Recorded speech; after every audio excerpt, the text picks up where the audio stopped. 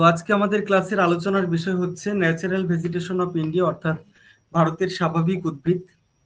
স্বাভাবিক উদ্ভিদ বলতে যেটা বোঝায়, স্বাভাবিক উদ্ভিদ হচ্ছে উপযুক্ত জলবায়ু অর্থাৎ ভূপ্রকৃতি, মৃত্তিকা সমস্ত কিছু মিলেমিশে যে অঞ্চলটা তৈরি হয়, সেখানে মানুষের পরিচর্যা ছাড়াই যে উদ্ভিদগুলো বেড়ে ওঠে বা জন্মায় সেগুলোকে আমরা স্বাভাবিক উদ্ভিদ হিসাবে তুলে ধরতে পারি।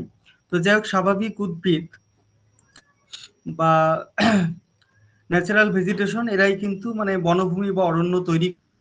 তো ন্যাচারাল ভেজিটেশন ব্যাপারটা জানলাম। তো স্বাভাবিক উদ্ভিদ বায়ুমণ্ডলের কার্বন ডাই অক্সাইড গ্রহণ করে অক্সিজেন সরবরাহ করে। তো ভারতের ক্ষেত্রে যদি দেখি উদ্ভিদ স্বাভাবিক উদ্ভিদ কি কি নামে পরিচিত একটু দেখে নাও। স্বাভাবিক উদ্ভিদ সবুজ সোনা, স্বাভাবিক উদ্ভিদকে ভূপৃষ্ঠের ছাতা বলা হয় এবং স্বাভাবিক উদ্ভিদকে প্রাকৃতিক স্পঞ্জ বলা হয়। স্বাভাবিক উদ্ভিদের বিভিন্ন গুরুত্বগুলো রয়েছে: কার্বন ডাই অক্সাইড গ্রহণ করে অক্সিজেন সরবরাহ করে, বায়ুমণ্ডলে জলীয় বাষ্প সংযোজন করে, বায়ুমণ্ডলে জীব বসবাসের উপযোগী তাপমাত্রা বজায় রাখে। এরকম বিভিন্ন গুরুত্বগুলো রয়েছে। ভারতের ক্ষেত্রে যদি আমরা দেখি, ভারতের ক্ষেত্রে যে বিভিন্ন রাজ্যগুলো রয়েছে স্বাভাবিক উদ্ভিদের পরিমাণ বেশি। দেখো, সব থেকে বেশি যে রাজ্যে রয়েছে মধ্যপ্রদেশ, তারপরে রয়েছে অরুণাচল প্রদেশ, তারপরে ছত্তিশগড়। তিনটে নাম তোমরা মনে রাখবেন। এবং মোট ভৌগোলিক ক্ষেত্রমানের নিরিখে বনভূমির যে পার্সেন্টেজ বা শতাংশ রয়েছে, সেটার ভিত্তিতে আমরা যে বিভিন্ন স্টেট এবং ইউনিয়ন টেরিটরি গুলো যদি দেখি, তাহলে আমরা দেখব প্রথম স্থানে রয়েছে লাক্ষাদ্বীপ, তারপরে মিজোরাম, তারপরে রয়েছে আন্দামান নিকোবর। তো যাই হোক, বনভূমির পরিমাণ সব থেকে কম হচ্ছে কেন্দ্রশাসিত অঞ্চল দমন ও দিউতে, আর রাজধানী অঞ্চল দিল্লিতে কম রয়েছে, এবং হরিয়ানা রাজ্যে রয়েছে। রাজ্যের ভিত্তিতে যদি আমরা দেখি, তাহলে হরিয়ানা রাজ্যে সব থেকে কম রয়েছে। শতাংশের ভিত্তিতে বর্ণভূমি সর্বনিম্ন রয়েছে হরিয়ানাতে মাত্র 3.59%। এরপরে পাঞ্জাব, রাজস্থান এগুলো রয়েছে। তো যাই হোক, আমাদের ভারতের ক্ষেত্রে যে বনভূমির পরিমাণ, ভারতের মোট আয়তনের 21.54% এই এলাকাটা হচ্ছে বনভূমি দ্বারা আবৃত। ভারতের মোট যে আয়তন, তার 21.54% এলাকা হচ্ছে বনভূমি দ্বারা আবৃত। যদিও পরিবেশবিদরা মনে করছেন যে পরিবেশের ভারসাম্য রক্ষার জন্য স্থলভাগের 3/1 কিন্তু বনভূমি থাকা দরকার। ঠিক আছে, 3/1 হচ্ছে বনভূমি থাকা একান্তই দরকার। তো যাই হোক, আমাদের ভারতবর্ষের ক্ষেত্রে যে বনভূমির যে ভাগটা আছে, ভাগটা একটু দেখার চেষ্টা করব। আমাদের পূর্ব হিমালয় এবং পশ্চিম হিমালয়ে দুই দিকেই কিন্তু পর্বতের একটা ভূমিকা থাকে। যে তোমার বিভিন্ন জায়গায় যে বিভিন্ন যে ন্যাচারাল ভেজিটেশন গুলো তৈরি হয়, তো এর জন্য কিন্তু পর্বতের একটা ভূমিকা থাকে। পর্বতের ভূমিকাটা কেমন? পর্বতের গায়ে বাধা পেয়ে আমরা জানি যে শৈলক্ষে বৃষ্টিপাত হয়। তো একদিকে বৃষ্টিপাত হয় মানে অরণ্য সৃষ্টিতে সাহায্য করে থাকে, এবং অন্যদিকে দেখা যায় যেখানে বৃষ্টিপাত কম হয় সেখানে বিভিন্ন ধরনের মানে স্বাভাবিক উদ্ভিদগত একটা তারতম্য লক্ষ্য করা যায়, এবং সেখানে কিন্তু চিরসবুজ বৃক্ষের বনভূমি হয়তো দেখা যায় না, অন্যান্য বনভূমিগুলো দেখা যায়। তো এখানে আমরা হিমালয়ের যে পশ্চিম হিমালয়ের বিভিন্ন উচ্চতা অনুযায়ী আমরা এখানে বিভিন্ন আহ গুলো দেখতে পাচ্ছি। আমরা এখানে মূলত একদম নিচের উচ্চতায় আমরা দেখতে পাচ্ছি যে ক্রান্তীয় উপক্রান্তীয় অঞ্চলে সাভানা অরণ্য, কাঁটাঝোপ ইত্যাদি লক্ষ্য করা যাচ্ছে। তার থেকে একটু বেশি উচ্চতায় পাইন অরণ্য, শাল অরণ্য, মিশ্র পর্ণমোচী অরণ্য দেখতে পাওয়া যাচ্ছে। এবং আরো উচ্চতায় রয়েছে বিভিন্ন poplar, birch, cedar, pine, fir এই সমস্ত সহলবর্গীয় বৃক্ষের বনভূমিগুলো রয়েছে, এবং তারও উচ্চতায় রয়েছে রডোডেনড্রন, জুনিপার, ট্রিনো, অন্যান্য বিরুৎ জাতীয় উদ্ভিদগুলো রয়েছে। তো যাই হোক, এবং দেখা যাচ্ছে পূর্ব হিমালয়ের ক্ষেত্রেও কিন্তু একটা স্বাভাবিক উদ্ভিদের একটা বৈচিত্র্য লক্ষ্য করা যায়। এবারে আমরা classification of natural vegetation of India, অর্থাৎ ভারতবর্ষের স্বাভাবিক উদ্ভিদের যে শ্রেণী বিভাগগুলো রয়েছে সেগুলো একটু দেখার চেষ্টা করব। এই যে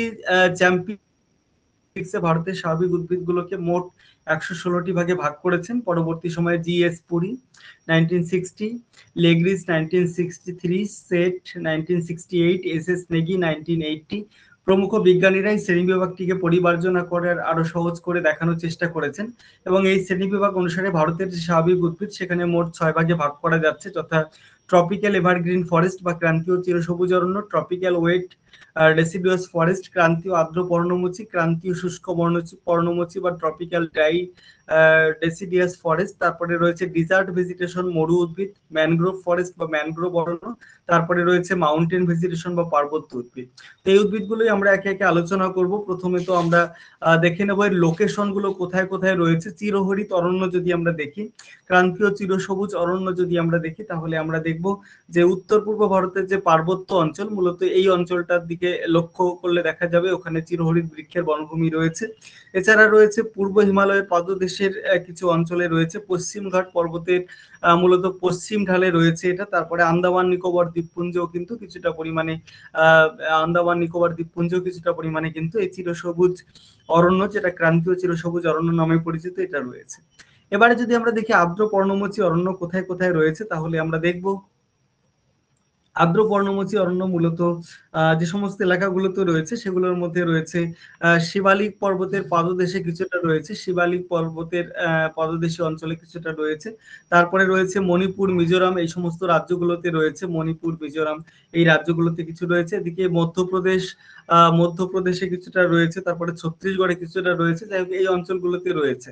কাঁটাঝোপ ও গুল্ম জাতীয় উদ্ভিদ রয়েছে বিভিন্ন জায়গাতে। কাঁটাঝোপ ও গুল্ম জাতীয় যে উদ্ভিদগুলো, সেই উদ্ভিদগুলো বিভিন্ন জায়গাতে মূলত লক্ষ্য করা যায়। তো কাঁটাঝোপ জাতীয় বা গুল্ম জাতীয় যে উদ্ভিদগুলো রয়েছে সেগুলো বিভিন্ন ধরনের জায়গাতে আমরা লক্ষ্য করতে পারছি, যেমন এখানে মহারাষ্ট্র, তেলেঙ্গানা, অন্ধ্রপ্রদেশ এই সমস্ত জায়গাগুলোতে কিছুটা পরিমাণে রয়েছে।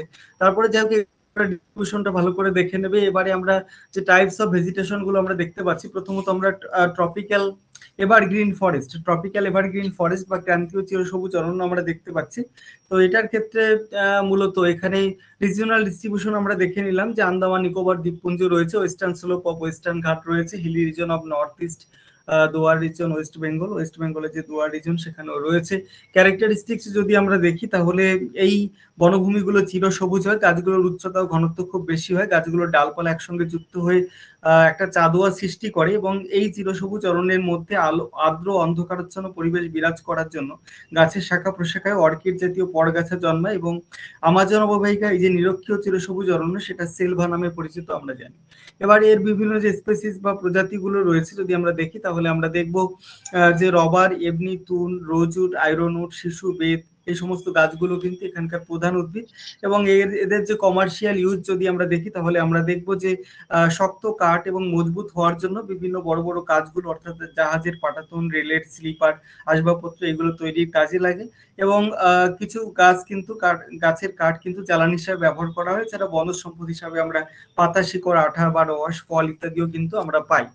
তো যাই হোক, এবারে আমরা ট্রপিক্যাল ডেসিডিয়াস ফরেস্টে আমরা চলে যাব। ট্রপিক্যাল ডেসিডিয়াস ফরেস্টটা ওয়েট হতে পারে, মানে আর্দ্র হতে পারে, আবার সেটা কিন্তু শুষ্ক হতে পারে।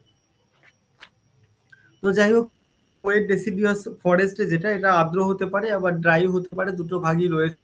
তো যাই হোক, আর্দ্রর ক্ষেত্রে আমরা দেখতে পাচ্ছি বার্ষিক বৃষ্টিপাতের পরিমাণ একটু বেশি, আর শুষ্কর ক্ষেত্রে আমরা দেখি যে বার্ষিক বৃষ্টিপাতের পরিমাণ কিন্তু কম। আর্দ্র অঞ্চলে যে সমস্ত গাছগুলো জন্মায় সেগুলোর মধ্যে শাল, সেগুন, শিমুল, পলাশ, আবলুস, মহুয়া ইত্যাদি রয়েছে। আর শুষ্ক অঞ্চলে যে গাছগুলো জন্মায় সেগুলোর মধ্যে সেগুন, রোজউড, পলাশ এই সমস্ত গাছগুলো রয়েছে। তো যাই হোক, এগুলোর কাঠও কিন্তু বিভিন্ন বাণিজ্যিক প্রয়োজনে ব্যবহার করা হয়।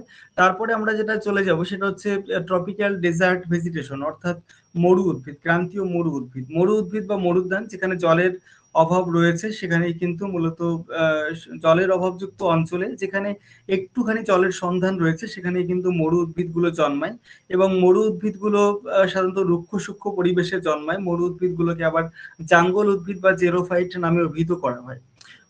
মরু উদ্ভিদগুলো আমরা দেখতে পাই রাজস্থান, আরো বিভিন্ন অঞ্চলগুলোতে দেখা যায়। গুজরাট, পাঞ্জাবের শুষ্ক অঞ্চলে, দাক্ষিণাত্য মালভূমি অঞ্চলেও লক্ষ্য করা যায়। তো যাই হোক, এর ক্যারেক্টারিস্টিক্স গুলো যদি আমরা দেখি, তাহলে আমরা দেখব এটা বিক্ষিপ্ত ভাবে গড়ে ওঠে, জলের সন্ধান যেখানে রয়েছে সেখানেই গড়ে ওঠে, এবং সেখানে মাটির অনেকটা গভীর পর্যন্ত এর মূলগুলো থাকে। উদ্ভিদের পাতাগুলো সরু হয়, এবং উদ্ভিদের পাতাগুলো মোমের প্রলেপযুক্ত হয়, যেহেতু যাতে প্রসারণটা কম হয় তার জন্য উদ্ভিদগুলো একটু খড়বাকৃতি হয়। এগুলোর মধ্যে, এই সমস্ত উদ্ভিদগুলোর মধ্যে রয়েছে তোমার ক্যাকটাস, ফণিমন, মনসা, ঘৃতকুমারী, বাবলা, খেজুর এই সমস্ত গাছগুলো রয়েছে। এর কমার্শিয়াল ইউজ যদি দেখি তাহলে চেরোফাইট উদ্ভিদগুলো কাষ্ঠ শিল্পে বিশেষ অতটা ব্যবহার হয় না, তবে কিছু কিছু গাছের রস, পাতা, কাণ্ড এগুলো প্রাণীর খাদ্য, ঔষধ শিল্পে এগুলো ব্যবহার করা হয়ে থাকে। এবারে যদি আমরা দেখি ম্যানগ্রোভ ফরেস্ট, ম্যানগ্রোভ অরণ্য যেটা রয়েছে উপকূল বদ্বীপ অঞ্চলে এটা মূলত সৃষ্টি হয়। ভারত এবং বাংলাদেশের সুন্দরবন হচ্ছে পৃথিবীর বৃহত্তম ম্যানগ্রোভ অরণ্য বলা যেতে পারে। তো ম্যানগ্রোভ অরণ্যের ক্ষেত্রে আর যে বৈশিষ্ট্যগুলো লক্ষ্য করা যায় ম্যানগ্রোভ ফরেস্টের ক্ষেত্রে, দেখো আরো যে বৈশিষ্ট্যগুলো লক্ষ্য করা যায়, পৃথিবীর যত ম্যানগ্রোভ রয়েছে তার 3% মাত্র কিন্তু ভারতবর্ষে অবস্থিত। ম্যানগ্রোভ উদ্ভিদের বিভিন্ন বৈশিষ্ট্যগুলো লক্ষ্য করা যায়, যেমন ম্যানগ্রোভ উদ্ভিদের ক্ষেত্রে আমরা শ্বাসমূল বা নিউম্যাটাফোর দেখি, ম্যানগ্রোভ উদ্ভিদের ক্ষেত্রে স্টিল রুট বা ঠেসমূল দেখি, যেটা গাছের কাণ্ডকে শক্ত করে ধরে রাখার জন্য এই রুটগুলো ব্যবহার করে আর কি। স্টিল রুট বা ঠেসমূল আমরা লক্ষ্য করি। আবার কিছু তক্তার মতো চ্যাপ্টা অংশ বেরিয়ে যায় গাছটাকে শক্ত করে ধরার জন্য, এটাকে আমরা রুট বাট্রেস বা অধিমূল বলে থাকি। আর প্রিপিরিয়াস কার্মিনেশন অর্থাৎ জরায়ু অঙ্কুরোদ্গম হয়, অর্থাৎ ফল যখন গাছে হয় তখন সেই ফল অবস্থাতেই কিন্তু গাছের একটা অঙ্কুরোদ্গম লক্ষ্য করা যায়, তো তার জন্য এটাকে জরায়ু অঙ্কুরোদ্গম বলা হয়। এবারে যেটা রয়েছে মাউন্টেন ফরেস্ট অর্থাৎ পার্বত্য অরণ্য। পার্বত্য অরণ্য সম্পর্কে একটু বলার চেষ্টা করি। পার্বত্য অরণ্য বা মাউন্টেন যে ফরেস্টে রয়েছে, মাউন্টেন ফরেস্টটা মূলত হিমালয়ের পার্বত্য অঞ্চলে বিভিন্ন উচ্চতায় লক্ষ্য করা যায়। প্রথমে যে উচ্চতার পার্থক্য দেখলাম যে পূর্ব হিমালয় এবং পশ্চিম হিমালয়ে যে বিভিন্ন জায়গায় বিভিন্ন ধরনের স্বাভাবিক উদ্ভিদগুলো রয়েছে, তো এটা মূলত কিন্তু এই মাউন্টেন ভেজিটেশন রূপে পরিচিত। তো যাই হোক, এবারে আমরা মাউন্টেন ভেজিটেশন বা মাউন্টেন ফরেস্টের যে ক্যারেক্টারিস্টিক গুলো লক্ষ্য করা যায়, এগুলোর উদ্ভিদগুলোর মধ্যে মূলত পর্ণমোচী এবং চিরহরিৎ বৃক্ষের বনভূমি লক্ষ্য করা যায়। এবং এই সমস্ত গাছগুলো হিমালয় বনভূমি গবেষণা কেন্দ্র কোথায় রয়েছে যদি প্রশ্ন আসে তাহলে বলবে হিমাচল প্রদেশের সিমলায় রয়েছে। পৃথিবীর মোট বনভূমির কত পার্সেন্ট ভারতে রয়েছে? পৃথিবীর মোট বনভূমির প্রায় 1% কিন্তু ভারতবর্ষে রয়েছে। ভারতের যে প্রথম ফরেস্ট পলিসি বা বননীতি সেটা 1894 সালে হয়েছিল। এই বিষয়গুলো তোমরা পড়ে নেওয়ার চেষ্টা করবে। তারপরে ম্যানগ্রোভ উদ্ভিদের যে বিভিন্ন বৈশিষ্ট্যগুলো এখানে ছবির মাধ্যমে দেখানো রয়েছে। এই প্রথম ছবিতে তোমরা দেখতে পাচ্ছ শ্বাসমূল লক্ষ্য করা যাচ্ছে, ঠেসমূল অর্থাৎ যে উদ্ভিদগুলোকে শক্ত করে ধরে রাখার জন্য যে মূলগুলো মূলত বাইরে বেরিয়ে মাটিটাকে শক্ত মাটির মধ্যে প্রবেশ করে বাইরে থেকে বেরিয়ে, তো এগুলো ঠেসমূল। আর জরায়ু অঙ্কুরোদ্গম দেখা যায় ফলের মধ্যে কিন্তু এই অঙ্কুরোদ্গম গুলো করতে লক্ষ্য করা যায়। তাহলে স্বাভাবিক উদ্ভিদের বিভিন্ন টাইপস গুলো আমরা দেখে নিলাম। তো স্বাভাবিক উদ্ভিদের পশ্চিম হিমালয় এবং পূর্ব হিমালয়ের মধ্যে যে পার্থক্য রয়েছে, দেখো চিরহরিৎ অরণ্যের ক্ষেত্রে হাইট ভেজিটেশন গুলোর মধ্যে রয়েছে তোমার শাল, শিগুন, শিশু, গর্জন এগুলো রয়েছে। পাইন অরণ্য রয়েছে, পাইন, মোচাকৃতি স্বল্পবর্গীয় অন্যান্য উদ্ভিদগুলো রয়েছে। মিশ্র অরণ্য রয়েছে 1000 থেকে 3000। এখানে বিভিন্ন হাইটের বিভিন্ন এগুলো দেখে নেবে তোমরা, এটা ছবির মাধ্যমে দেখানো হয়েছে। এবার দেখো ভারতের মোট যে অরণ্য সেটা শতকরা কোথায় কেমন রয়েছে। হিমালয় অঞ্চলে 18% অরণ্য রয়েছে, ভারতের সমভূমি অঞ্চলে 5% রয়েছে। মূলত উপদ্বীপীয় মালভূমি ও পার্বত্য অঞ্চলে কিন্তু বেশিরভাগ অরণ্য রয়েছে, যেখানে 57% রয়েছে।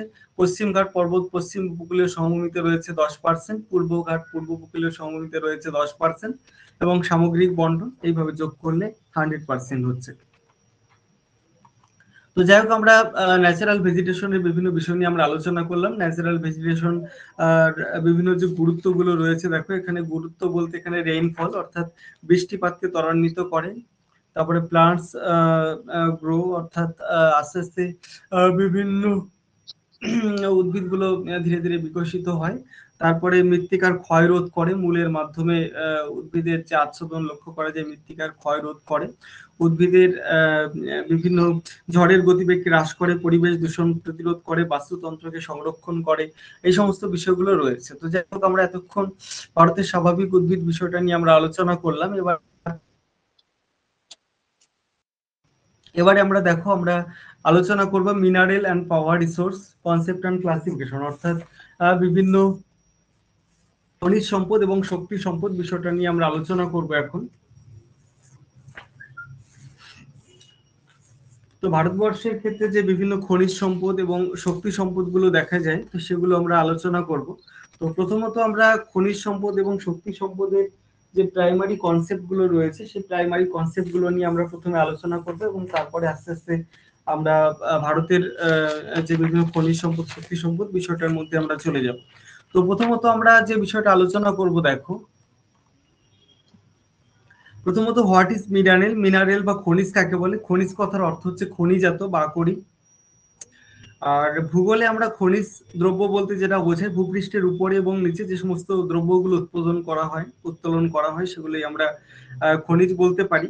সাধারণত মাটির নিচ থেকেও হতে পারে বা ভূপৃষ্ঠের উপর থেকেও কিছু হতে পারে। যেমন ভূপৃষ্ঠ থেকে আমরা লবণ, চুনাপাথর এগুলো ভূপৃষ্ঠের উপর থেকে করতে পারি। আবার মাটির মধ্য থেকে বা ভূ অভ্যন্তর থেকে আমরা যেমন বিভিন্ন খনি খনন করে কয়লা, লৌহ আকরিক, তামা, পেট্রোলিয়াম ইত্যাদি আমরা উত্তোলন করতে পারি। তো যাই হোক, আমরা মিনারেল সম্বন্ধে জানলাম। মিনারেল, এবারে আমরা মিনারেল ডিপোজিট। মিনারেল ডিপোজিট এর বাংলা অর্থ হচ্ছে তোমার খনিজ ভান্ডার। খনিজ ভান্ডার কাকে বলে? যে সমস্ত জায়গাগুলোতে বিভিন্ন ভূতাত্ত্বিক যুগে প্রাকৃতিক প্রক্রিয়ায় বিভিন্ন ধরনের খনিজগুলো শিলাস্তরের মধ্যে সঞ্চিত হয়, তো সেইগুলোকেই আমরা সেই সমস্ত জায়গাগুলোকেই আমরা কিন্তু খনিজ ভান্ডার বলতে পারি। যেমন ভারতবর্ষের ছোটনাগপুর মালভূমি অঞ্চল, ছোটনাগপুর মালভূমি অঞ্চল ভারতের খনিজ ভান্ডার নামে পরিচিত। তারপরে যেটা রয়েছে দেখো ওর ডিপোজিট। ওর ডিপোজিট বলতে আকরিক ভান্ডার, যে সমস্ত খনিজ ভান্ডার থেকে শিল্পের প্রয়োজনীয় খনিজগুলো লাভজনকভাবে উত্তোলন করা হয় সেগুলোকে আমরা আকরিক ডিপোজিট বা আকরিক ভান্ডার বলে অভিহিত করতে পারি। এবারে আমরা দেখবো methods of mining. Methods of mining বলতে যে বিভিন্ন খনিজ উত্তোলন পদ্ধতিগুলো রয়েছে, পদ্ধতিগুলো একটু দেখে নেওয়ার চেষ্টা করব। দেখো প্রথমত যেটা রয়েছে ওপেন মাইনিং। ওপেন মাইনিংটা কি? খোলা খনন। এখানে পুরোপুরি অনেকটা জায়গা জুড়ে পুকুর কাটার মতো খুঁড়ে, মাটি খুঁড়ে এগুলো কিন্তু খনি খুঁড়ে কিন্তু দেখা যাচ্ছে খনিজ সম্পদ সংগ্রহ করা হয়। যেমন লোহা আকরিক তোলার ক্ষেত্রে ওপেন মাইনিং পদ্ধতি ইউজ করা হয়। তারপরে স্লোপ টানেল মাইনিং এর ক্ষেত্রে দেখা যায় যে ঢালু সুড়ঙ্গ খনন করে মূলত ঢাল তৈরি করে, সুড়ঙ্গ খনন করে ঢাল অঞ্চলে এই ঢালের উপর দিয়ে তোমার ছোট ছোট ট্রলি সাহায্যে কিন্তু খনিজ উত্তোলন করা হয়। তারপরে আমরা দেখতে পাচ্ছি যে ভার্টিক্যাল টানেল মাইনিং, যেটা ভার্টিক্যাল টানেল মাইনিং অর্থাৎ উলম্ব সুড়ঙ্গ খনন। এক্ষেত্রে দেখা যায় যে উলম্ব সুড়ঙ্গ খনন করে লিফটের মাধ্যমে কিন্তু খনিজ উত্তোলন করা হয়। তারপরে যেটা রয়েছে দেখো ড্রিলিং মাইনিং। ড্রিলিং মাইনিং যেটা রয়েছে সেটা হচ্ছে তোমার নলকূপ খননের মাধ্যমে। এখানে মোটা এবং দৃঢ় যে পাইপ, কঠিন পাইপগুলো, এগুলোর মাধ্যমে মূলত তরল এবং গ্যাসীয় যে খনিজগুলো, মূলত পেট্রোলিয়াম, প্রাকৃতিক গ্যাস, এগুলো উত্তোলন করা হয়। তো যাই হোক, মিনারোলজি যেটা বলছে, যেখানে খনিজ সংক্রান্ত আলোচনা করা হয়। মিনারেলস এর বিভিন্ন ভাগগুলো করব আমরা। তো তার আগে আমরা সাধারণত মিনারেল রিসোর্সের যে ক্যারেক্টারিস্টিক্স গুলো রয়েছে আমরা একটু দেখে নেওয়ার চেষ্টা করব। দেখো মিনারেল রিসোর্স বা খনিজ সম্পদের যে ক্যারেক্টারিস্টিক্স গুলো রয়েছে সেগুলোর মধ্যে আমরা প্রথমত দেখতে পাচ্ছি যে গিভেন বাই নেচার, অর্থাৎ প্রকৃতি প্রদত্ত। অর্থাৎ খনিজ সম্পদ কিন্তু মানুষ সৃষ্টি করে না, এটা প্রকৃতির দান। তারপরে যেটা রয়েছে দেখো ডিপোজিটেড রিসোর্স। ডিপোজিটেড রিসোর্স বলতে গচ্ছিত সম্পদ, অর্থাৎ ক্রমাগত ব্যবহারের ফলে খনিজ সম্পদের পরিমাণটা কিন্তু ধীরে ধীরে কমতে থাকে। তারপরে যেটা রয়েছে দেখো নন রিনিউয়েবল রিসোর্স, অর্থাৎ অপুনর্ভব সম্পদ। যথেচ্ছ বহুল ব্যবহারের ফলে কিন্তু এটা ধীরে ধীরে হ্রাস পায় এবং নতুন ভাবে কিন্তু এটাকে সৃষ্টি করা যায় না। তো তার জন্য এটাকে বলা হচ্ছে অপুনর্ভব, অর্থাৎ পুনরায় সৃষ্টি করা যায় না। তারপরে যেটা রয়েছে দেখো ওয়ান ইউজ, অর্থাৎ ওয়ান টাইম ইউজ করা যায়, পরবর্তী ক্ষেত্রে নতুন করে আর এটাকে রিসাইক্লিং করা যায় না। তারপরে যেটা রয়েছে এর একটা ইনঅর্গানিক নেচার রয়েছে, অজৈব প্রকৃতি রয়েছে। সমস্ত অজৈব পদার্থ দ্বারা গঠিত হলো। কয়লা, খনিজ তেলের ক্ষেত্রে আমরা দেখি সেটা জৈব পদার্থ, হাইড্রোকার্বন যেটা তৈরি হয় জৈব পদার্থ থেকে, সেটা কিন্তু মূলত কয়লা, খনিজ তেলের ক্ষেত্রে লক্ষ্য করা যায়। তারপরে যেটা তোমরা জেনে রাখার চেষ্টা করবে সেটা হচ্ছে তোমার ওর। ওর কাকে বলে? ওরস বা আকরিক কাকে বলে? যে সমস্ত খনিতে, যে সমস্ত খনিজগুলোতে তোমার ধাতব মৌলের অনুপাত দেখা যাচ্ছে যে আপত্তিকর অপদ্রব্য থাকে, সেটার অপেক্ষা কিন্তু ধাতব মৌলটা বেশি থাকে, এবং যেগুলো থেকে সহজেই ধাতু নিষ্কাশন করা সম্ভব সেগুলোকে আমরা, সেই সমস্ত খনিজগুলোকে আমরা কিন্তু আকরিক বা ওরস বলে চিহ্নিতকরণ করে থাকি। তো যাই হোক, যেমন হেমাটাইট হচ্ছে লোহার আকরিক। তো রবার অ্যাক্টিভিটিস কাকে বলে? রবার অ্যাক্টিভিটি বলতে লুণ্ঠন কাজ বা ডাকাত কাজ বলা হয়। ক্রমাগত খনিজ আহরণের ফলে এটা ধীরে ধীরে নিঃশেষিত হয়ে যায় বা বিনাশপ্রাপ্ত হয়ে যায়। তো তার জন্য এই কাজগুলোকে আমরা লুণ্ঠন কাজ বা ডাকাত কাজ হিসাবে কিন্তু আমরা গণ্য করে থাকি। তো মিনারেল রিসোর্স বা খনিজ সম্পদ আমরা আলোচনা করলাম। খনিজকে আমরা সম্পদ হিসেবে তুলে ধরতে পারি কারণ এর কার্যকারিতা রয়েছে, এর উপযোগিতা রয়েছে। তার জন্য সম্পদের দৃষ্টিকোণ থেকে, জিমারম্যানের যে সম্পদের সংজ্ঞা সেই দৃষ্টিকোণ থেকে কিন্তু আমরা মিনারেল বা খনিজ সম্পদকে আমরা কিন্তু রিসোর্স বলতে পারি। এবারে ক্লাসিফিকেশন অফ মিনারেল রিসোর্স, অর্থাৎ ভূগর্ভ থেকে বা খনি খনন করে বা ভূপৃষ্ঠের উপর থেকে যত ধরনের খনিজ দ্রব্য পাওয়া যায় বা উত্তোলন করা যায় সেগুলোকে মূলত তিনটে ভাগে ভাগ করা যায়। একটা হচ্ছে নন ফুয়েল মিনারেল অর্থাৎ অজ্বালানি খনিজ, তারপরে 2 নাম্বার রয়েছে ফুয়েল মিনারেল বা জ্বালানি খনিজ, এবং তারপরে 3 নাম্বার যেটা রয়েছে সেটা রেডিও অ্যাক্টিভ মিনারেল বা তেজস্ক্রিয় খনিজ। তো এগুলো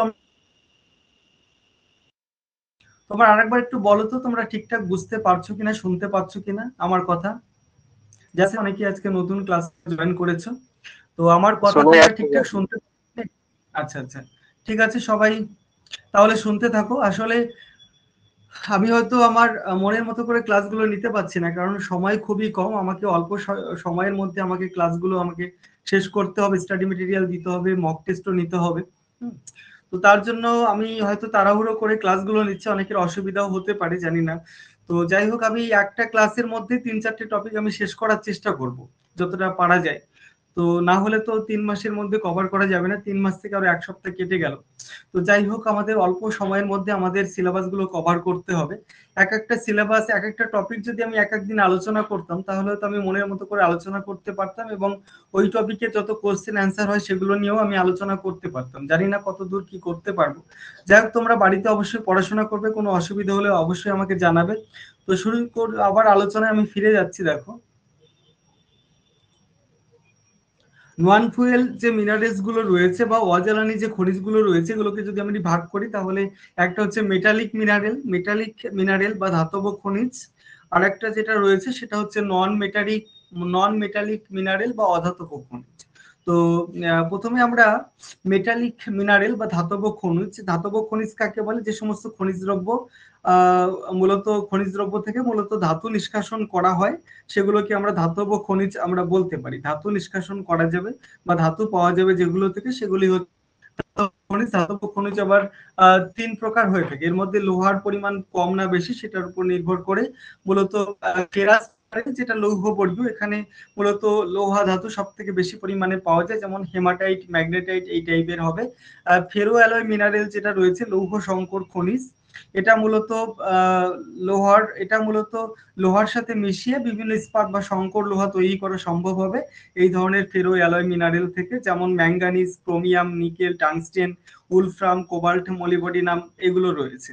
তারপরে নন ফেরাস মিনারেল যেগুলো রয়েছে, নন ফেরাস মিনারেল অর্থাৎ অলৌহ বর্গীয় খনিজ যেগুলো রয়েছে, যে সমস্ত আগরিক থেকে লোহা ও লৌহ সংকর ধাতু ছাড়া অন্যান্য ধাতব পদার্থগুলো পাওয়া যায়, যেমন তামা, দস্তা, টিন, সীসা এগুলো হবে।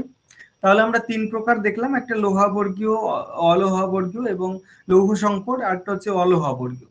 এবারে আমরা যেটা দেখবো নন মেটালিক যে মিনারেল, অর্থাৎ যে সমস্ত খনিজ পদার্থ থেকে ধাতু নিষ্কাশিত হয় না সেগুলোকে আমরা নন মেটালিক মিনারেলস বলতে পারি। অর্থাৎ যেগুলোকে গলানো হলে সেখান থেকে ধাতু পাওয়া যাবে না, বরঞ্চ বিভিন্ন অধাতু পদার্থগুলো বা উপজাত দ্রব্যগুলো পাওয়া যাবে, যেমন কয়লা, চুনাপাথর, অভ্র, ডলোমাইট এগুলো গলালে কিন্তু কোনো ধরনের ধাতব পদার্থ পাওয়া যাবে না। তো যাই হোক, এগুলোর মধ্যে যে 3টে ভাগ রয়েছে আমরা দেখতে পাচ্ছি। প্রথমত রয়েছে কেমিক্যাল মিনারেল বা রাসায়নিক খনিজ। এই খনিজগুলো রাসায়নিক শিল্পে ব্যবহৃত হয়, যেমন এই সব খনিজ থেকে অ্যাসিড, ক্ষার, সার, ঔষধ, কীটনাশক এগুলো উৎপাদন আমরা করতে পারি, যেমন গন্ধক, ফসফেট, ডলোমাইট, লবণ, পটাশ ইত্যাদি এই ধরনের খনিজগুলো। তারপরে যেটা রয়েছে দেখো স্ট্রাকচারাল মিনারেল বা স্থাপত্য খনিজ, যেগুলো মূলত বাড়িঘর, রাস্তাঘাট, বিভিন্ন স্মৃতিসৌধ নির্মাণ করার জন্য প্রয়োজন হয়, যেমন মার্বেল, চুনাপাথর, জিপসাম, গ্রানাইট, স্লেট এগুলো রয়েছে। তারপরে আদার নন মেটালিক মিনারেল, যেগুলোর মধ্যে অভ্র, চীনামাটি, গ্রাফাইট এগুলো রয়েছে। এবারে আমরা ফুয়েল মিনারেল বা জ্বালানি খনিজ গুলো আমরা আলোচনা করব, যে সমস্ত খনিজগুলো মূলত জ্বালানি রূপে ব্যবহার করা হয় এবং এটা পুড়িয়ে বিভিন্ন তাপ শক্তি উৎপাদন করা যায়, তাপ এবং শক্তি উভয় উৎপাদন করা যায়, সেগুলোকে আমরা ফুয়েল মিনারেল বা আমরা জ্বালানি খনিজ আমরা বলতে পারি। তো এগুলোর মধ্যে লিকুইড ফুয়েল মিনারেল বা তরল জ্বালানি খনিজের মধ্যে রয়েছে পেট্রোলিয়াম, এবং সলিড ফুয়েল মিনারেল বা কঠিন জ্বালানি খনিজের মধ্যে রয়েছে কয়লা। আর একটা গ্যাসিয়াস ফুয়েল মিনারেল বা গ্যাসীয় জ্বালানি খনিজের মধ্যে অবশ্যই প্রাকৃতিক গ্যাস রয়েছে। রেডিও অ্যাক্টিভ মিনারেল ব্যাপারটা বলি, যে সমস্ত খনিজ পদার্থ থেকে তেজস্ক্রিয় রশ্মি এবং তাপ নির্গত হয় সেগুলোকে আমরা রেডিও অ্যাক্টিভ মিনারেল বা তেজস্ক্রিয় খনিজ বলতে পারি, যেমন ইউরেনিয়াম, থোরিয়াম, লিথিয়াম যে তেজস্ক্রিয় পদার্থগুলো থাকে এগুলো এই টাইপের। অ্যাকর্ডিং টু অরিজিন যদি আমরা দেখি তাহলে আমরা দেখবো যে একটা হচ্ছে অর্গানিক মিনারেল। অর্থাৎ জৈব খনিজ, যেগুলো সাধারণত জৈব পদার্থ নিয়ে গঠিত হয়, কয়লা, পেট্রোলিয়াম, প্রাকৃতিক গ্যাস, এগুলো অর্গানিক মিনারেল আমরা হিসাবে তুলে ধরি। আর ইনঅর্গানিক মিনারেল যেটা, অর্থাৎ অজৈব খনিজ যেটা মূলত একাধিক অজৈব বা জড় মৌলিক পদার্থ দিয়ে গঠিত হয়, যেমন ধরো লোহা, তামা, দস্তা, নিকেল, সোনা, রূপা, এগুলো হবে। এবারে আমরা role of mineral resource in economic development, অর্থাৎ অর্থনৈতিক উন্নয়নে এই মিনারেল রিসোর্স বা খনিজ সম্পদের কি কি ব্যবহার রয়েছে, এগুলো একটু আমি আলোচনা করার চেষ্টা করছি। পজিটিভ ইম্প্যাক্ট বা ধনাত্মক প্রভাবগুলো বা সুপ্রভাবগুলোর মধ্যে রয়েছে সোর্স অফ পাওয়ার রিসোর্স, অর্থাৎ শক্তি সম্পদের কাজ করে, র মেটেরিয়াল অফ ইন্ডাস্ট্রি, শিল্পের প্রয়োজনীয় কাঁচামালের যোগান দেয়। তারপরে রয়েছে ডেভেলপমেন্ট ট্রান্সপোর্ট সিস্টেম, পরিবহন ব্যবস্থার উন্নতিতে সাহায্য করে থাকে, যেমন নাগপুর অঞ্চলে পরিবহন ব্যবস্থা উন্নতি ঘটেছে। অর্থাৎ তোমার ব্যবসা বাণিজ্যের উন্নতি সাধন করে, যেমন মধ্যপ্রাচ্য খনিজ তেল উৎপাদনের ক্ষেত্রে বিশেষ একটা উল্লেখযোগ্য স্থান দখল করেছে। এমপ্লয়মেন্ট অর্থাৎ কর্মসংস্থান বৃদ্ধি করে। তারপরে রয়েছে establishment of new town and city, অর্থাৎ বিভিন্ন নতুন শহর এবং নগর সৃষ্টি করার ক্ষেত্রে গুরুত্বপূর্ণ ভূমিকা গ্রহণ করে। Overall development of the country, অর্থাৎ কোন একটা শহরের ওভারঅল ডেভেলপমেন্টের ক্ষেত্রে কিন্তু এটা খুবই গুরুত্বপূর্ণ। তো যাই হোক, আমরা বিভিন্ন বিষয়গুলো আলোচনা করলাম। এবারে আমরা নেগেটিভ ইম্প্যাক্টে যদি দেখি, কুপ্রভাব বলতে আমরা খনিজ সম্পদ নিয়ে বিভিন্ন রাজনৈতিক দ্বন্দ্বগুলো দেখা যায়, পলিটিক্যাল কনফ্লিক্ট গুলো দেখা যায়। যেমন ধরো যে উপসাগরীয় যুদ্ধটা, এরকম একটা সাক্ষী রয়েছে 1991-এ যেটা হয়েছিল। পেট্রোলিয়ামের দখল নিয়ে রাজনৈতিক দ্বন্দ্ব সংঘাত এইভাবে তৈরি হয়। উপসাগরীয় যুদ্ধের একটা জ্বলন্ত দৃষ্টান্ত বলা যেতে পারে। এছাড়া খনিজ দ্রব্য উত্তোলন করলে বিভিন্ন কারণে কিন্তু বায়ু, জল, মাটি এগুলো দূষিত হয়, এনভায়রনমেন্টাল একটা পলিউশন তৈরি করে, বিষয়টা আমরা লক্ষ্য করতে পারছি। এবারে পাওয়ার রিসোর্স বা এনার্জি রিসোর্স গুলো যদি আমরা দেখি, তাহলে আমরা দেখব এনার্জি রিসোর্স বা পাওয়ার রিসোর্স গুলো যদি আমরা দেখি, তাহলে আমরা দেখব যে ভূগোলের ক্ষেত্রে যদি দেখা হয়, তাহলে শক্তি বলতে যেটা বোঝায়, তাপ শক্তি, বিদ্যুৎ শক্তি দুটোই বোঝানো হয়। মূলত আমরা যদি ক্লাসিফিকেশন করি পাওয়ার রিসোর্সে, তাহলে আমরা দেখব অ্যাকর্ডিং টু সোর্স, উৎস অনুযায়ী যদি আমরা দেখি, তাহলে আমরা দেখব একটা হচ্ছে অ্যানিমেট এনার্জি, অর্থাৎ জৈব শক্তি। জীব থেকে যে শক্তি পাওয়া যায় সেটাই হচ্ছে অ্যানিমেট এনার্জি। অন্যভাবে বলা যায় যে জীবের যে শারীরিক ক্ষমতা, সেটাই হচ্ছে জৈব শক্তি। জৈব শক্তি দুই প্রকার, একটা হচ্ছে বায়োটিক এনার্জি। বায়োটিক এনার্জি বলতে প্রাণশক্তি, যেটা বিভিন্ন বীজ থেকে চারা গাছ সৃষ্টি হচ্ছে বা কুড়ি থেকে ফুল ফুটছে, এগুলো বায়োটিক এনার্জি বলতে পারি। আর মাসকুলার এনার্জি যেটা রয়েছে, পেশি শক্তি, যেরকম আমরা আমাদের মানুষের দৈহিক শক্তি কাজে লাগিয়ে বিভিন্ন কাজ আমরা করতে পারি। তারপরে যেমন তোমার বলদ, মহিষ, ঘোড়া ইত্যাদির মাধ্যমে গাড়ি টানা হচ্ছে, মাল বহন করা হচ্ছে, এগুলোও কিন্তু একটা মাসকুলার এনার্জির উদাহরণ বলতে পারি। আর যেটা রয়েছে দেখো, ইনএনিমেট এনার্জি, অর্থাৎ জড় শক্তি। এখানে অ্যানিমেট নয়, ইনঅ্যানিমেট, তার জন্য অজৈব বা জড় উপাদান থেকে যে শক্তি পাওয়া যায় সেটাকে আমরা জড় শক্তি বলছি। এটিও রূপান্তরিত সৌরশক্তি বলা যেতে পারে। এখানে এই শক্তিটাকে আবার দুই ভাগে ভাগ করা যায়, একটা হচ্ছে তোমার ফসিল ফুয়েল এনার্জি বা জীবাশ্ম জ্বালানির শক্তি, আরেকটা রয়েছে নন ফসিল ফুয়েল এনার্জি বা অজীবাশ্ম জ্বালানির শক্তি। তো জীবাশ্ম জ্বালানির শক্তি যেটা রয়েছে, জীবাশ্ম জ্বালানির শক্তি মূলত কঠিন কার্বন, তরল হাইড্রোকার্বন, এই সমস্ত জ্বালানি রূপে ব্যবহার করে যখন আমরা ব্যবহার করি, তখন সেটাকে আমরা জীবাশ্ম মূলত জ্বালানি হিসেবে ব্যবহার করা হতো, তার জন্য এটাকে আমরা ফসিল ফুয়েল এনার্জি বলতে পারি। আর নন ফসিল ফুয়েল এনার্জি যেটা রয়েছে, এখানে অজীবাশ্ম জ্বালানি যেগুলো রয়েছে, অর্থাৎ যেমন ধরো বিভিন্ন যে অচিরাচরিত শক্তির উৎসগুলো রয়েছে, যেমন সোলার এনার্জি, টাইডাল ফোর্স, তারপরে জিও থার্মাল এনার্জি, এই সমস্ত শক্তিগুলো কিন্তু এই টাইপের নন ফসিল ফুয়েল এনার্জির এক্সাম্পল আমরা বলতে পারি। এবারে আমরা according to uses and production, অর্থাৎ ব্যবহার এবং উৎপাদন অনুসারে যদি আমরা শ্রেণী বিভাগ করি, তাহলে আমরা দেখব একটা হচ্ছে কনভেনশনাল এনার্জি। কনভেনশনাল বলতে যেটা বোঝাচ্ছে, অর্থাৎ চিরাচরিত এনার্জি। চিরাচরিত এনার্জি যেটা রয়েছে, এটাকে আমরা প্রচলিত শক্তিও বলতে পারি, কারণ বহুদিন আগে থেকে কিন্তু এর ব্যবহারটা হয়ে আসছে। নন কনভেনশনাল যেটা রয়েছে, এটা অচিরাচরিত, যেটা বহুদিন আগে থেকে ব্যবহার হয়ে আসছে না, কিন্তু বর্তমানে এর একটা ব্যবহারের একটা সম্ভাবনা আমরা দেখতে পাচ্ছি, সেটা হচ্ছে নন কনভেনশনাল এনার্জি। তো যাই হোক, আমরা according to uses and production যদি দেখি, তাহলে এনার্জিকে আমরা দুটো টাইপসে আমরা ভাগ করতে পারি, একটা হচ্ছে কনভেনশনাল এনার্জি এবং একটা হচ্ছে নন কনভেনশনাল এনার্জি। এবারে আমরা এনার্জির যে টাইপ গুলো আমরা দেখলাম, এই টাইপগুলো সম্বন্ধে আমরা একটু আলোচনা করার চেষ্টা করছি। দেখো, প্রথমত আমরা কনভেনশনাল এনার্জির কি কি অ্যাডভান্টেজ এবং ডিসঅ্যাডভান্টেজ গুলো রয়েছে সেটা আমরা একটু দেখার চেষ্টা করব। কনভেনশনাল বা প্রচলিত শক্তির যে সমস্ত সুবিধাগুলো দেখা যায়, দেখো, অ্যাভেলেবিলিটি অফ টেকনোলজি, অর্থাৎ এই সমস্ত যেহেতু দীর্ঘদিন ধরে ব্যবহার হয়ে আসছে, তো তার জন্য বলা যেতে পারে এইটা উত্তোলন করার ক্ষেত্রে বা উৎপাদন করার ক্ষেত্রে যে টেকনোলজি দরকার সেটা কিন্তু অনেকটাই সহজলভ্য বা অ্যাভেলেবেল বলা যেতে পারে। তারপরে যেটা রয়েছে, দেখো, ট্রান্সপোর্টেবল, অর্থাৎ এটা বলা যেতে পারে পরিবহনযোগ্য, কারণ এখানে কিন্তু এক জায়গা থেকে অন্য জায়গায় সহজে আমরা এটাকে আমদানি রপ্তানি করতে পারি। তারপরে যেটা রয়েছে মোর এনার্জি প্রোডাকশন, অর্থাৎ অধিক পরিমাণে শক্তি উৎপাদন করা হয় এই কনভেনশনাল এনার্জি থেকে। তারপরে যেটা রয়েছে লো ইনিশিয়াল কস্ট, অর্থাৎ প্রাথমিক যে ব্যয় সেটা কিন্তু অনেকটাই কম। তো তারপরে আমরা ডিসঅ্যাডভান্টেজ গুলো একটু দেখে নেওয়ার চেষ্টা করব। কনভেনশনাল এনার্জির ক্ষেত্রে কি কি ডিসঅ্যাডভান্টেজ গুলো রয়েছে আমরা দেখো, যে এনভায়রনমেন্টাল পলিউশন তৈরি করে, অবশ্যই পরিবেশ দূষণ তৈরি করে। এর এক্সিস্টেবল রিসোর্স, অর্থাৎ এটা আস্তে আস্তে কিন্তু ধীরে ধীরে কমতে শুরু করে, অর্থাৎ এটাকে আমরা এক্সিস্টেবল রিসোর্স বা ক্ষয়িষ্ণু সম্পদ বলতে পারি। ক্যাপিটাল অ্যান্ড অ্যাডভান্স টেকনোলজি, এটা ব্যবহার করার জন্য মূলধন প্রয়োজন এবং উন্নত প্রযুক্তিবিদ্যা দরকার হয়। রিজিওনাল ইনইকুয়ালিটি, অর্থাৎ আঞ্চলিক একটা বৈষম্য, প্রচলিত শক্তির ব্যবহারে উন্নত তো দেখা যাচ্ছে সেই সমস্ত উন্নত দেশগুলো অন্যান্য দেশের তুলনায় একটা ডিসপ্যারিটি তৈরি করে। তো যাই হোক, বিষয়গুলো আমরা দেখে নেওয়ার চেষ্টা করলাম। এবারে আমরা নন কনভেনশনাল এনার্জি গুলোর মধ্যে রয়েছে বায়ো এনার্জি, অর্থাৎ solar energy, wind energy, tidal energy, energy from urban waste, এই সমস্ত বিভিন্ন এনার্জি গুলো আমরা দেখতে পাচ্ছি।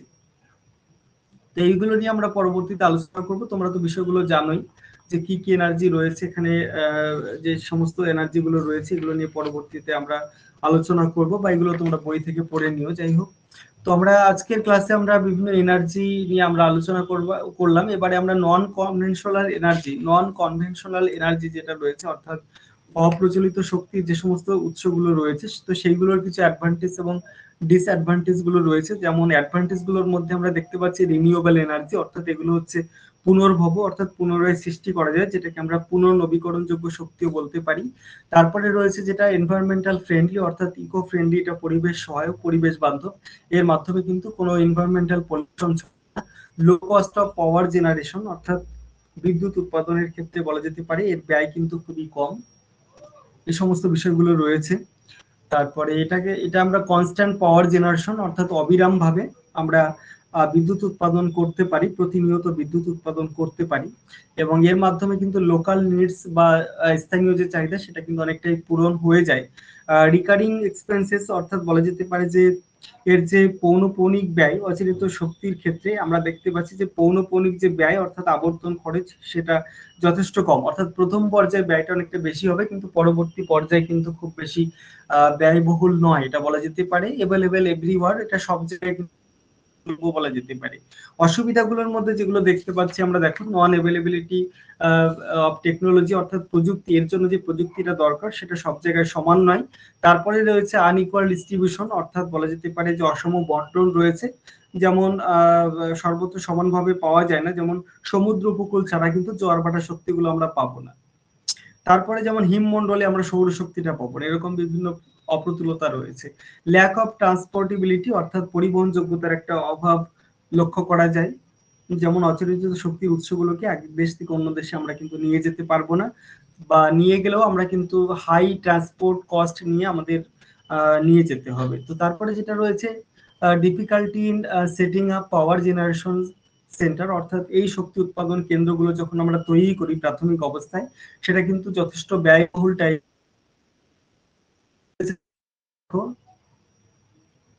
লো ফাংশনাবিলিটি, অর্থাৎ এর যে কার্যকারিতা সেটা কিন্তু খুবই কম কার্যকারিতা রয়েছে। তো যাই হোক, এই বিষয়গুলো আমরা লক্ষ্য করলাম।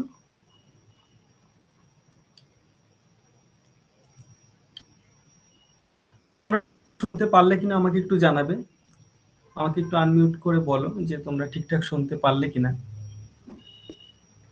শোনা গেল। আচ্ছা, ঠিক আছে। এবারে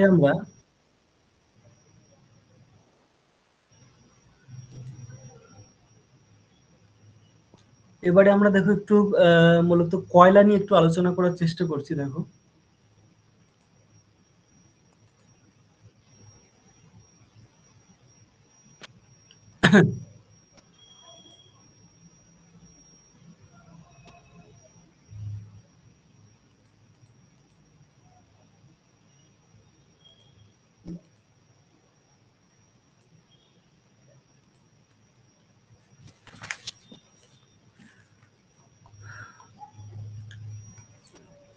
তো অন্যতম একটা শক্তি সম্পদ, খনিজ সম্পদ বলা যেতে পারে, সেটা হচ্ছে কয়লা।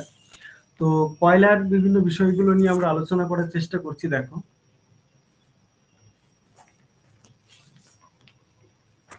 কয়লা বা কোল ডিস্ট্রিবিউশন অ্যান্ড ইউটিলাইজেশন দুটোই আমরা আলোচনা করব। আরো বিভিন্ন বিষয় নিয়ে, ভারতের ক্ষেত্রে বন্টন কেমন কি রয়েছে সেটা নিয়ে আমরা আলোচনা করব। তো প্রথমত যেটা রয়েছে, দেখো, কয়লাটা হচ্ছে একটা জীবাশ্ম জ্বালানি বা ফসিল ফুয়েল। কয়লাকে আমরা ব্ল্যাক ডায়মন্ড বা কালো হিরে বলতে পারি। সম্পদের দৃষ্টিকোণ থেকে যদি আমরা দেখি, কয়লা কোল অ্যাজ রিসোর্সের ক্ষেত্রে দৃষ্টিকোণ থেকে যদি আমরা দেখি, তাহলে আমরা দেখব যে কয়লা হচ্ছে নন রিনিউয়েবল রিসোর্স, অর্থাৎ অপুনর্ভব একটা সম্পদ বলা যেতে পারে। এটা হচ্ছে একটা এক্সজস্টিবল, অর্থাৎ একটা ক্ষয়িষ্ণু সম্পদ বলা যেতে পারে। একে আমরা ওয়াইট লসিং বা ওজন হ্রাসশীল সম্পদ আমরা বলতে পারি। এবং এটা যেহেতু গচ্ছিত ভাবে থাকে, তো তার জন্য এটাকে আমরা ফান্ড রিসোর্স বা গচ্ছিত সম্পদও আমরা বলতে পারি। তো যাই হোক, কয়লা নিয়ে আমরা এখন একটু আলোচনা করব। অরিজিন অফ কোল, অর্থাৎ কয়লার উৎপত্তি নিয়ে যদি আমরা দেখি, কয়লা সাধারণত একটা জৈব শিলা বা অর্গানিক রক বলা যেতে পারে কয়লাকে, এবং যেটা origin from sedimentary or stratified rock, অর্থাৎ স্তরীভূত শিলা বা পাললিক শিলাতেই কিন্তু মূলত কয়লাটা সৃষ্টি হয়। বহু বছর আগে বিভিন্ন গাছপালা ভূগর্ভে যখন চাপা পড়ে যায়, ভূগর্ভস্থ তাপ এবং চাপের মিলিতভাবে কিন্তু মূলত গাছের কাণ্ডের মধ্যে যে সঞ্চিত কার্বন, তো সেটার মাধ্যমে কিন্তু রাসায়নিক একটা রূপান্তর ঘটে।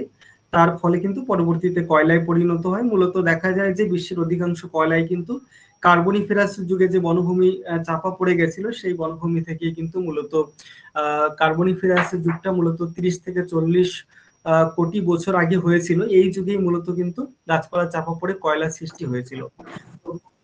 ক্ষেত্রে বিভিন্ন বিষয়গুলো আলোচনা করছি আমরা। কয়লার উৎপত্তির ক্ষেত্রে আমরা যদি দেখি, এভাবে কিন্তু গাছপালা, বিভিন্ন প্রাণী, উদ্ভিদ চাপা পড়ে গিয়ে কিন্তু মূলত কয়লাগুলো তৈরি হয়। তো যাই হোক, এবারে আমরা সময়ের সাথে সাথে দেখা যাচ্ছে হিট, প্রেসার, টাইম, সময়ের সাথে সাথে তাপ এবং চাপের ফলে কিন্তু মূলত কয়লায় পরিণত হয় আমরা বলতে পারি। তো যাই হোক, এবারে আমরা কয়লার যে ইনগ্রেডিয়েন্টস অফ কোল, অর্থাৎ কয়লার যে সমস্ত উপাদানগুলো থাকে সেগুলোর মধ্যে আমরা যদি দেখি, তাহলে মেইন এলিমেন্ট অফ কোল হচ্ছে কার্বন। কার্বন হচ্ছে প্রধান উপাদান। তো যে কয়লায় কার্বনের পরিমাণ সব থেকে যত বেশি, তত সেই কয়লা কিন্তু উন্নত মানের হবে। তো যাই হোক, কার্বন ছাড়াও কিন্তু কয়লায় আরো বিভিন্ন উপাদানগুলো থাকতে পারে, জলীয় বাষ্প, বিভিন্ন উৎবাহী পদার্থগুলো থাকতে পারে। এবং যে সমস্ত কয়লা পোড়ালে ধোঁয়া বা স্ফুলিঙ্গ বের হয়, তো সেগুলোতে দেখা যাবে যে বিভিন্ন অদাহ্য পদার্থ বা উৎবাহী পদার্থগুলো সেগুলোতে বেশি থাকে। এবং সব থেকে খুব ভালো যে কয়লাগুলো, সেগুলোতে কার্বনের পরিমাণটা অনেকটাই থাকে, প্রায় 90 থেকে 95 ভাগ কার্বন থাকে।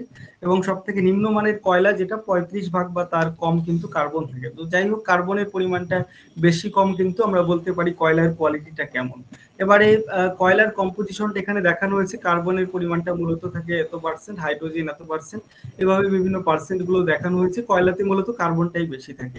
তারপরে কার্বনের উপরে ভিত্তি করে, কার্বনের পরিমাণটার উপর ভিত্তি করে আমরা ক্লাসিফিকেশন অফ কোল করতে পারি, অর্থাৎ কয়লার শ্রেণী বিভাগ আমরা করতে পারি। কার্বনের পরিমাণের উপর ভিত্তি করে যদি আমরা দেখি, কয়লাকে মূলত 4 ভাগে ভাগ করা যায়।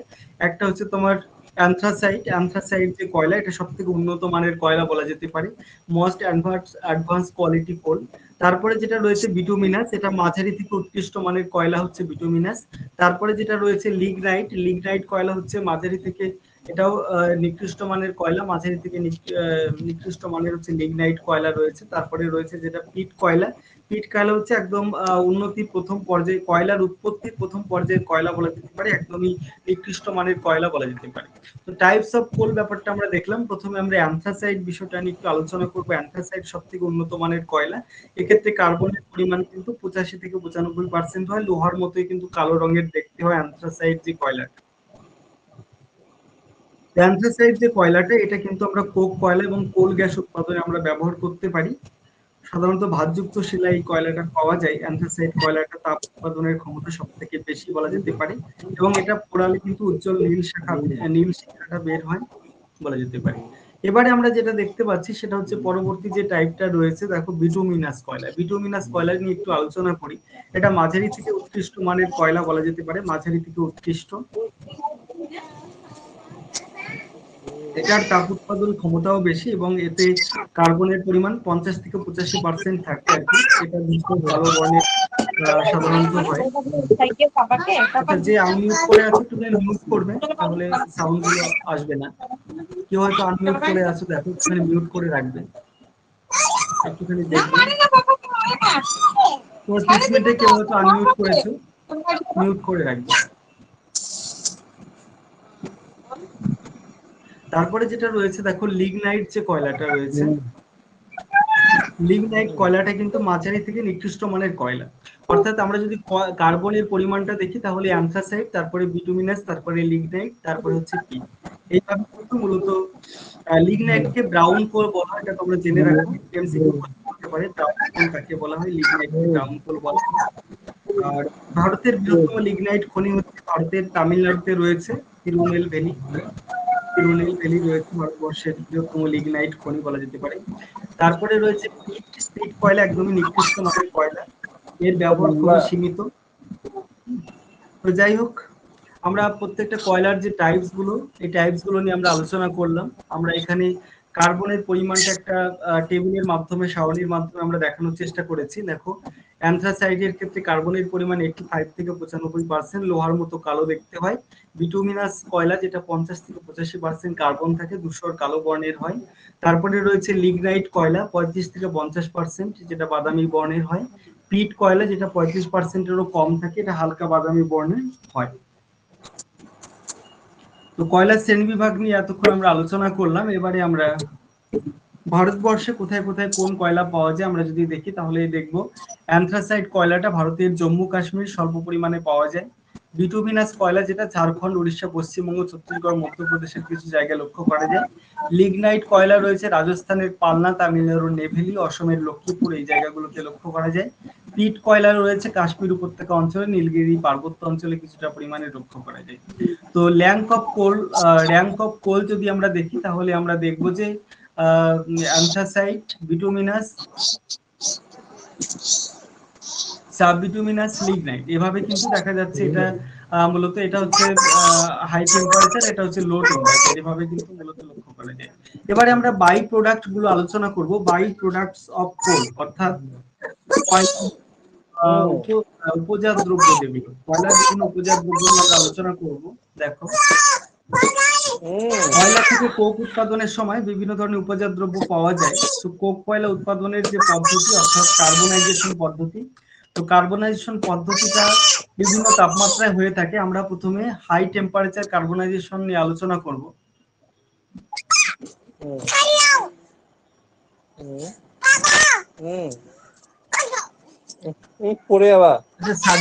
সাদিকুল, অরিজিৎ, তোমার ওই একটু আনমিউট রয়েছে, একটুখানি মিউট করে রাখবে।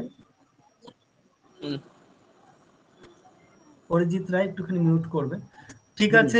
এবারে আমরা দেখো যে বিষয়টা আলোচনায় ছিলাম আমরা,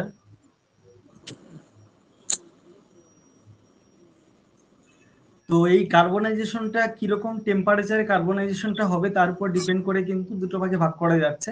হাই টেম্পারেচার কার্বনাইজেশন, যেখানে 900 থেকে 1000 ডিগ্রি সেলসিয়াস উষ্ণতায় পোড়ানো হয় কয়লাকে, উচ্চ তাপের অঙ্গারীকরণ বলা হয়, এটাকে হাই টেম্পারেচার কার্বনাইজেশন বলা হয়।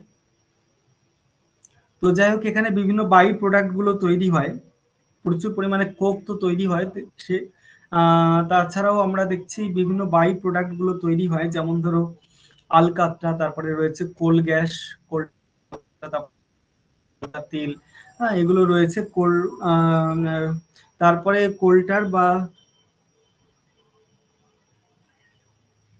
কোল্টার বা আলকাতরা থেকে আবার বিভিন্ন বিষয়গুলো পাওয়া যায়, যেমন ক্রিওজেট তেল, তারপরে ন্যাপথালিন, তারপরে অ্যাসফাল্ট, তারপরে ফেনল, এগুলো পাওয়া যায়। এবারে লো টেম্পারেচার কার্বনাইজেশন যেটা রয়েছে, এটা মূলত 450 থেকে 700 ডিগ্রি সেলসিয়াস তাপমাত্রায় কিন্তু এই পোড়ানো হয় যখন কয়লাকে, তখন সেটাকে আমরা লো টেম্পারেচার কার্বনাইজেশন বলে অভিহিত করতে পারি। তো এইটার মাধ্যমে কিন্তু বিভিন্ন বাই প্রোডাক্ট গুলো এটার মাধ্যমে পাওয়া যায়, যেমন কোল্টার অর্থাৎ আলকাতরা পাওয়া যায়, টলুইন পাওয়া যায়, স্যাকরিন পাওয়া যায়, বেনজল, পাইরিডিন পাওয়া যায়, তারপরে লাইট অয়েল বিভিন্ন পাওয়া যায়। তো যাই হোক, আমরা কোলের সলিড, লিকুইড, গ্যাস, কোকটা হচ্ছে সলিড, লিকুইডের ক্ষেত্রে কোল টার যেটা আলকাত্রা, গ্যাসের ক্ষেত্রে কোল গ্যাস। আমরা এই তিনটে বিষয় কিন্তু আমরা পাচ্ছি। তো কোক যেটা, এটা মূলত আমরা আয়রন অ্যান্ড আদার মেটাল, অর্থাৎ এই সমস্ত মেটালগুলো তৈরি করার ক্ষেত্রে আমরা কিন্তু ইউজ করতে পারি। এবারে কোলটার যেটা আলকাত্রা, যেটা বিভিন্ন বিষয়গুলো, পারফিউম, ড্রাগস, বিভিন্ন ওষুধপত্র, এগুলোর ক্ষেত্রে আমরা ব্যবহার করতে পারি। তো তারপরে আমরা use of different by product of coal, অর্থাৎ কয়লার যে বিভিন্ন উপজাত দ্রব্য তার ব্যবহার যদি আমরা দেখি, প্রথমত আমরা কোলটার বা আলকাত্রা যেটা রয়েছে এটা ব্যবহার করে আমরা production of colour and perfume, অর্থাৎ রং সুগন্ধি দ্রব্য হিসাবে কিন্তু এটা ব্যবহার হয়। তারপরে আলকাত্রা থেকে আবার বিভিন্ন ভাবে কিন্তু দেখা যাচ্ছে, আলকাত্রা থেকে বিভিন্ন ভাবে কিন্তু বিভিন্ন বাই প্রোডাক্ট গুলো পাওয়া যেতে পারে। যেমন ধরো অ্যাসফাল্ট বা পিচ, এটা সড়ক পথ নির্মাণের ক্ষেত্রে, রোড কনস্ট্রাকশনের ক্ষেত্রে আমরা ব্যবহার করতে পারি। তারপরে রয়েছে ক্রিওজোট তেল, ক্রিওজোট যেটা, সেটা কীটনাশক উৎপাদনে ব্যবহার করা যেতে পারে। তারপরে ন্যাপথালিন যেটা, ন্যাপথালিনটা মূলত এটাও কীটনাশক হিসেবে ব্যবহার করা যেতে পারে। ফেনল যেটা, ফেনল এটাও কীটনাশক হিসেবে ব্যবহার করা যেতে পারে। তারপরে টলুইন যেটা, টলুইন দিয়ে কিন্তু কোনো এক্সপ্লোসিভ ম্যাটার বা বিস্ফোরক দ্রব্য তৈরি করা যেতে পারে। তারপরে স্যাকারিন যেটা, স্যাকারিন একটা চিনির বিকল্প দ্রব্য হিসেবে ব্যবহার করা যেতে পারে। এটা চিনির থেকেও কিন্তু মিষ্টি বলা যেতে পারে। ইন মেডিকেল ওয়ার্ক, অর্থাৎ বিভিন্ন চিকিৎসার কাজে কিন্তু স্যাকারিন ব্যবহার করা হয়। তারপরে রয়েছে অ্যামোনিয়াম সালফেট, অ্যামোনিয়াম সালফেটটা মূলত সার উৎপাদনে ব্যবহার করা হয়। তারপরে রয়েছে বেনজোইল, বেনজোইলটা মূলত রঞ্জক দ্রব্য উৎপাদনে ব্যবহার করা হয়। তারপরে যেটা রয়েছে পাইরিডিন, যেটা রবার উৎপাদন বা রবার ভলকানাইজ করার ক্ষেত্রেও কিন্তু। এবারে আমরা ইউটিলাইজেশন অফ কোল, অর্থাৎ কয়লার যে সমস্ত উপযোগিতা বা ব্যবহার রয়েছে সেগুলো নিয়ে আমরা একটু আলোচনা করব। কয়লা দেখো মূলত কি কি কাজে ব্যবহার হয়, মূলত রয়েছে যেটা দেখো, তাপবিদ্যুৎ উৎপাদনে বা থার্মাল পাওয়ার জেনারেশনের ক্ষেত্রে আমরা কয়লা ব্যবহার করতে পারি। In the production of steam energy, অর্থাৎ বাষ্প শক্তি উৎপাদনে আমরা ব্যবহার করতে পারি। স্টিম অর্থাৎ কয়লাকে পুড়িয়ে যে তাপ হয়, ওই তাপ শক্তি দিয়ে যে বিদ্যুৎ বাষ্প শক্তি উৎপাদন করা হয়, যার সাহায্যে বিদ্যুৎ চালানো হয়। যেমন আগেরকার দিনে বাষ্পচালিত ইঞ্জিনের মাধ্যমে কিন্তু রেলগাড়ি চলতো। যেমন অষ্টাদশ শতকে জেমস ওয়াট, তিনি কিন্তু স্টিম ইঞ্জিন আবিষ্কার করেছিলেন। আগেরকার দিনে জাহাজ, স্টিমার, রেলগাড়ি এগুলো কিন্তু চালাতে স্টিম ইঞ্জিন ব্যবহার করা হতো। এছাড়া আরো বিভিন্ন কাজগুলোতে কিন্তু আমরা দেখতে পাই যে লৌহ ইস্পাত শিল্পের কাঁচামাল, র material of iron and still industry ক্ষেত্রে আমরা ব্যবহার করতে পারি। ইন দ্য কেমিক্যাল ইন্ডাস্ট্রি, রাসায়নিক শিল্পের ক্ষেত্রে ব্যবহার করতে পারি। In the production of coal gas, অর্থাৎ কোল গ্যাস উৎপাদনেও আমরা ব্যবহার করতে পারি। ইন এগ্রিকালচার, অর্থাৎ কৃষিতেও আমরা বিভিন্ন রাসায়নিক সার, কীটনাশক উৎপাদনে আমরা ব্যবহার করতে পারি। আচ্ছা, এবারে ইউজ অফ কোল আমরা দেখে নিলাম বিষয়গুলো। এবারে আমরা distribution of coal in India, ভারতের ক্ষেত্রে কয়লার যে বন্টন, সেই বন্টনটা নিয়ে আমরা একটু আলোচনা করার চেষ্টা করব। দেখো, ভারতের ক্ষেত্রে কয়লার বন্টন যদি আমরা লক্ষ্য করি, তাহলে ভারতের ক্ষেত্রে আমরা দেখব ভারত হচ্ছে দ্বিতীয় স্থানে রয়েছে, চীন হচ্ছে প্রথম।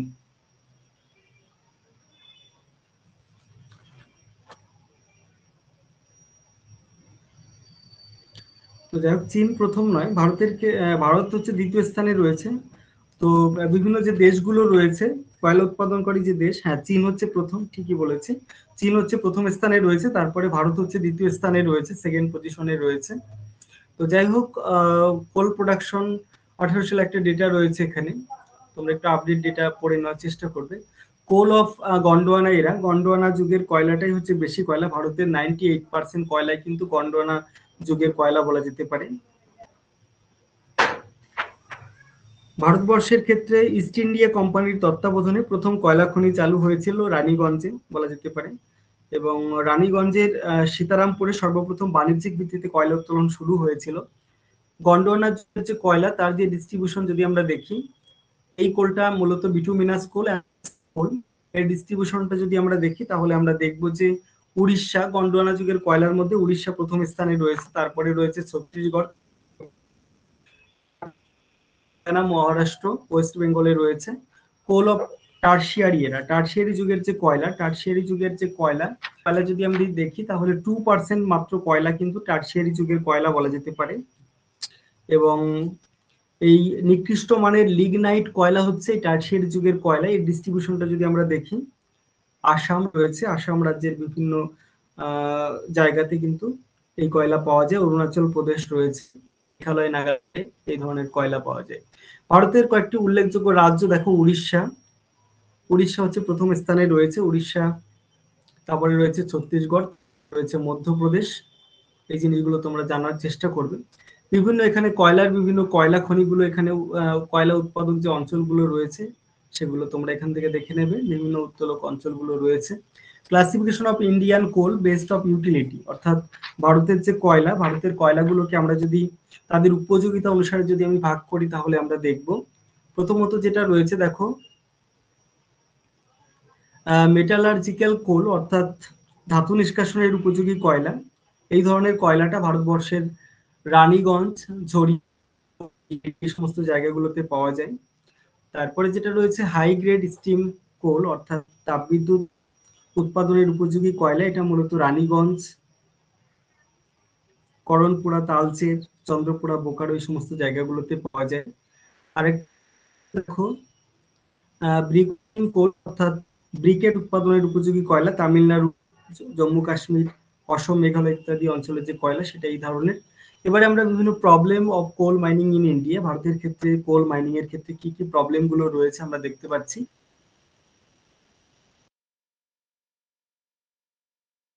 পাওয়া যাচ্ছে আনডেভেলপড ট্রান্সপোর্ট, তারপরে রয়েছে ইমপ্রুভড সিস্টেম, উন্নত ব্যবস্থার অভাব রয়েছে। তারপরে আনইকুয়াল ডিস্ট্রিবিউশন রয়েছে কয়লার। তারপরে রয়েছে lack of technology and waste, অর্থাৎ প্রযুক্তির অভাব রয়েছে, অপচয় হচ্ছে তো তার জন্য। ল্যাক অফ অ্যাডভান্সড ইকুইপমেন্ট, অর্থাৎ উন্নত প্রযুক্তিপাতি যন্ত্রপাতির অভাব রয়েছে। তারপরে রয়েছে লেস প্রোডাকশন, অনেক কম উৎপাদন হচ্ছে যন্ত্রপাতির অভাবে। রিস্ক অফ অ্যাক্সিডেন্ট, অর্থাৎ দুর্ঘটনার একটা আশঙ্কা রয়েছে, কারণ কয়লা খনিগুলো তো সুরক্ষিত নয়। আগুন, ধস, জল প্রবেশ, মিথেন গ্যাস নির্গমন, এই সমস্ত কারণগুলোতে দেখা যাচ্ছে যে কয়লা খনিগুলোতে কিন্তু প্রায়শই দুর্ঘটনা হতে হচ্ছে এবং যার শিকার হতে হচ্ছে কয়লা শ্রমিকদের। তো যাই হোক, আজকের ক্লাসে আমরা এগুলোই আলোচনা করলাম। আর আকরিক লোহা, পেট্রোলিয়াম, প্রাকৃতিক গ্যাস, এই বিষয়গুলো তোমাদের নোটস দিয়ে দেবো। একটা ক্লাসে তো এত আলোচনা সম্ভব না, আমি কয়লাটা জাস্ট আলোচনা করলাম এবং তোমার খনিজ সম্পদ, শক্তি সম্পদের একটা প্রাইমারি কনসেপ্ট গুলো আলোচনা করলাম এবং সেই সাথে ভারতবর্ষের যে স্বাভাবিক উদ্ভিদ সেটাও আলোচনা করলাম। তো আজকের ক্লাসের আলোচনা এই পর্যন্তই। তোমরা যারা ক্লাসে প্রথম থেকে শেষ পর্যন্ত ছিলে তারা ঠিকঠাক শুনতে পারলে কিনা, আলোচনা বুঝতে পারলে কিনা আমাকে একটু জানাবে, তাহলে সুবিধা হয়।